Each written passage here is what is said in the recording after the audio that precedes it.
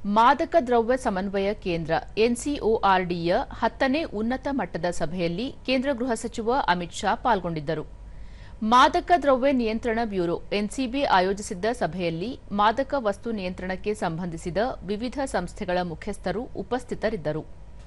ಈ ವೇಳೆ ಮಾದಕ ದ್ರವ್ಯ ಕಳ್ಳಸಾಗಣೆ ಮತ್ತು ದುರುಪಯೋಗವನ್ನು ತಡೆಗಟ್ಟುವ ಸಂಬಂಧ ರೂಪಿಸಲಾಗಿರುವ ಮಾರ್ಗಸೂಚಿಯನ್ನು ಪ್ರದರ್ಶಿಸಲಾಯಿತು. ಸಭೆಯ ಅಧ್ಯಕ್ಷತೆ ವಹಿಸಿದ್ದ ಅಮಿತ್ ಶಾ, ಇಂದು ದೇಶಕ್ಕೆ ಮಹತ್ವಪೂರ್ಣ ದಿನವಾಗಿದ್ದು, ಮಾದಕ ದ್ರವ್ಯ ವ್ಯಸನ ಮುಕ್ತ ದಿನದೊಂದಿಗೆ ಬಂಕಿಂ ಚಂದ್ರ ಚಟರ್ಜಿ ಅವರ ಜಯಂತಿಯನ್ನು ಆಚರಿಸಲಾಗುತ್ತಿದೆ. ಅವರು ರಚಿಸಿದ್ದ ವಂದೇ ಮಾತರಂ ಗೀತೆ ಸ್ವಾತಂತ್ರ್ಯ ಹೋರಾಟದಲ್ಲಿ ಇಡೀ ದೇಶದ ಜನರನ್ನು ಬೆಸೆಯುವ ಮೂಲಕ ಪ್ರಮುಖ ಪಾತ್ರ ವಹಿಸಿತ್ತು. ವಂದೇ ಮಾತರಂ ಕೇವಲ ಗೀತೆಯಲ್ಲ, ಭಾರತದ ಪುನರ್ ನಿರ್ಮಾಣದ ಮಂತ್ರವಾಗಿದೆ. ಈ ಸಂದರ್ಭದಲ್ಲಿ ಬಂಕಿಂ ಚಂದ್ರ ಚಟರ್ಜಿ ಅವರಿಗೆ ನಮನ ಸಲ್ಲಿಸುವುದಾಗಿ ತಿಳಿಸಿದರು. ದೇಶದಲ್ಲಿ ಮಾದಕ ದ್ರವ್ಯ ನಿಯಂತ್ರಣಕ್ಕೆ ಮುಂದಿನ 3 ವರ್ಷಗಳಿಗಾಗಿ ಮಾರ್ಗಸೂಚಿ ರೂಪಿಸಲಾಗಿದೆ. ಕೇಂದ್ರ ಮತ್ತು ರಾಜ್ಯ ಸರ್ಕಾರಗಳು ಜತೆಗೂಡಿ ಶ್ರಮಿಸಿದರೆ ಮಾದಕ ವಸ್ತುಗಳ ಬಳಕೆ ವಿರುದ್ಧ ಜಯಗಳಿಸಲು ಸಾಧ್ಯ ಎಂದು ಹೇಳಿದರು. ಮಾದಕ ವಸ್ತುಗಳ ಬಳಕೆ ನಿಲ್ಲಬೇಕಾದರೆ ದೇಶದ ಯುವಜನತೆ, ಮಾತೆಯರು ಸೇರಿದಂತೆ ಎಲ್ಲರನ್ನೂ ಒಳಗೊಂಡು ಹೋರಾಟ ನಡೆಸಬೇಕಾಗುತ್ತದೆ.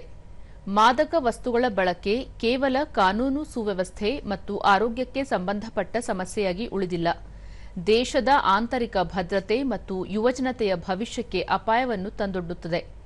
ಇದರ ವಿರುದ್ಧ ಸಂಪೂರ್ಣ ಜಯಗಳಿಸಲು ಎಲ್ಲ ರಾಜ್ಯಗಳು ಸಂಕಲ್ಪ ಕೈಗೊಳ್ಳಬೇಕು ಎಂದರು. ये बैठकों को परिणामलक्षी करने के लिए भी अब हम आगे बढ़े। बैठकों की संख्या करीब करीब हमारी अपेक्षाकृत हो रही है, परंतु बैठक परिणामलक्षी है क्या? बैठक में कुछ निर्णय लिए जाते हैं क्या? सिर्फ रिपोर्टिंग तो नहीं होता है। आगे की बैठक में लिए गए निर्णय कोई मीमांसा होती है क्या? इसकी कठोर विवेचना होती है क्या? ये बैठक को परिणामलक्षी करने की दिशा में मेरा आग्रह है कि राज्य स्तर से प्रयास ही हमें सफल कर सकता है।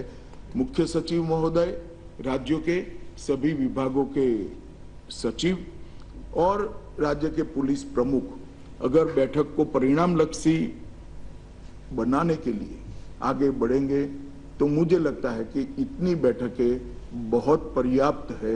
परिणामलक्षी अगर बैठक होती है तो